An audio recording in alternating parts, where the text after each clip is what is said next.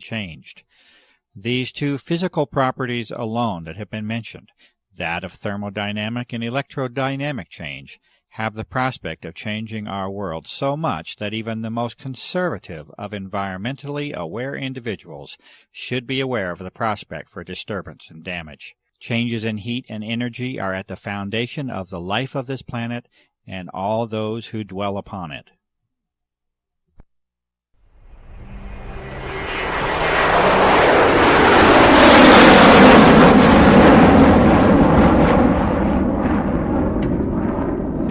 It is a necessary, logical, and natural extension to our discussion of applications to include the almost inevitable role the military assumes within them. Indeed, the dichotomy of extreme, sustained, and continuous interest and monitoring of the aerosol research by the military and intelligence complex, juxtaposed with the public declaration by the U.S. Air Force that this entire subject is a hoax, is curious enough that many of us may wish to seek the truth of the matter. The most advanced military agencies, intelligence services, and defense contractors clearly have an interest in monitoring and controlling the level of discussion and disclosure on the aerosol issue. The tools of research and analysis must therefore be used at least in part to compensate for the lack of openness that now shrouds this democracy under the guise of national security. A glimpse into the military window has been achieved, and a central theme will eventually emerge, and that is of control. Control in the deepest and far-reaching sense that you may imagine. For when the atmosphere of the planet is controlled, life itself, in the end, is controlled. With a basic knowledge of plasma physics, that is, the physics of an energized gas or atmosphere, it is impossible to proceed further without at least a brief introduction to the HAARP facility and technology. HAARP, or High Active Auroral Research Program, is operated by the U.S. Air Force and is claimed to be simply a research facility.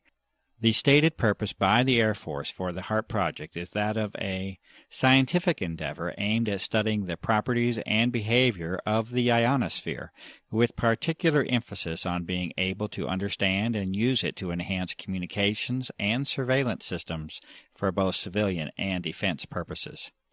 It may be this, and then again, it may be more than simply a scientific endeavor. It may also be enlightening to consider United States Patent 4686605 by Bernard Eastlund in 1987 entitled, A Method and Apparatus for Altering a Region in the Earth's Atmosphere, Ionosphere, and/or Magnetosphere. There are many who have sensibly concluded that this patent essentially represents a blueprint for the HAARP facility as it has been constructed. This patent makes mention of numerous objectives and methods of operation that far exceed any scientific endeavor alone, and references the work of Nikola Tesla as a source of historical contribution. The amazing inventions and achievements of Tesla with respect to energy transfer and amplification, including the use of the atmosphere as a medium for sending energy from point A to point B, are well documented. The documents of Tesla were eventually confiscated at the close of his life, especially as they related to military matters, and he is generally now accepted as an unrecognized genius. The current incarnation of ionospheric heating is able to, according to Mr. Eastlund, put unprecedented amounts of power in the Earth's atmosphere at strategic locations, and to maintain that power level with the pulsing of energy. This patent also recommends the use of large clouds of barium, so that ionization by sunlight will increase the electron density within the plasma environment. Testing and analysis does now positively indicate the presence of unusual levels of barium, a toxic element, within atmospheric samples.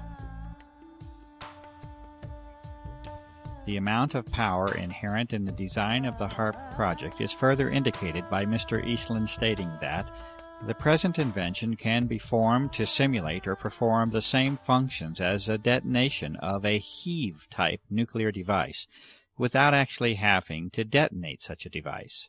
A heave weapon has the effect of lifting the magnetic field of the Earth itself, and involves the expenditure of massive amounts of energy.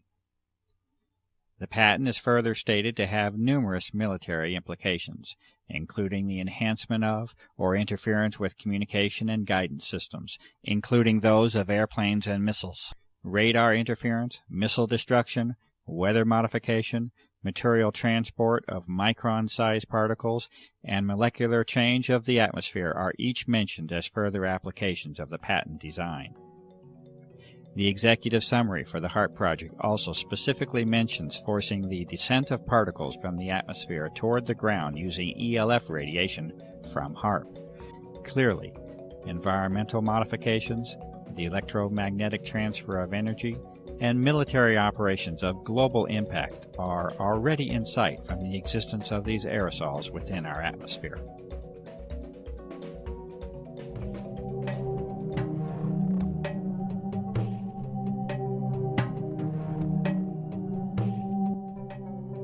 In 1977, the United States Senate held hearings on the subject of biological testing by the Department of Defense on human subjects without their informed consent.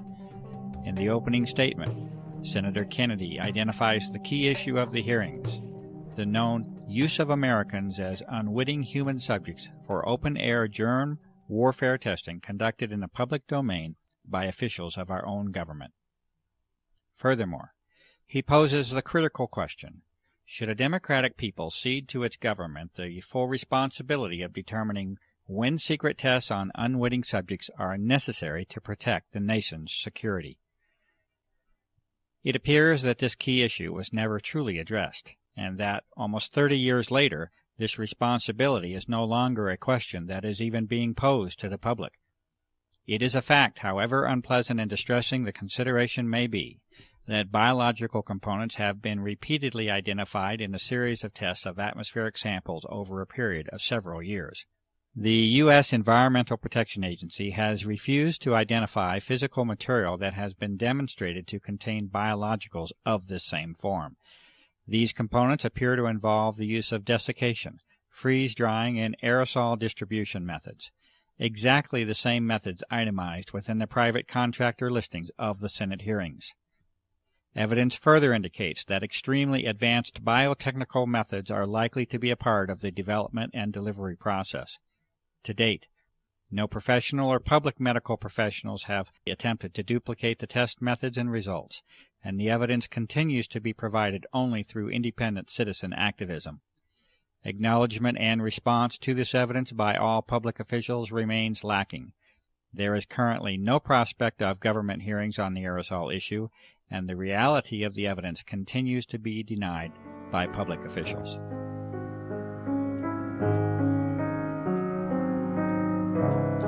And lastly, although more conceptual in nature than our earlier discussion on environmental modification, electromagnetic, military, and biological aspects of the aerosol issue, it is not unreasonable to consider interactions with the Earth as a whole. It is not impossible that there may be connections between the energy levels of this altered plasma of the Earth and geophysical processes, including Earth changes. There has been increased attention in recent months by prestigious scientific organizations, mainstream media, and the Defense Department itself on dramatic Earth changes that are foreseen in a not-too-distant future. These discussions center on major climatic change and geophysical field changes, such as the magnetic field. Under disclosure is the likelihood that these changes occur much more rapidly than was previously supposed. It is at least a theoretical reality that a plasma sheath around the Earth can accumulate energy. This originates from the combination of increased electron density and low-frequency energy propagation. There are many questions that can be asked as to how and if this energy can be harnessed to affect the Earth. The many abnormal Earth changes already on the record during the recent years certainly offer a motive for examining the energy transfer between the Earth and the now altered atmosphere.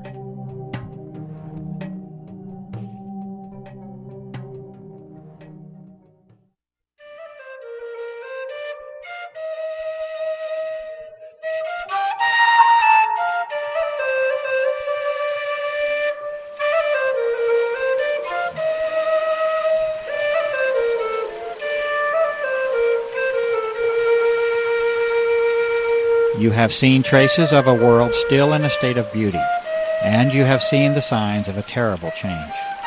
It will be for you to decide if the claims of this documentary are true or not. You have seen the distinction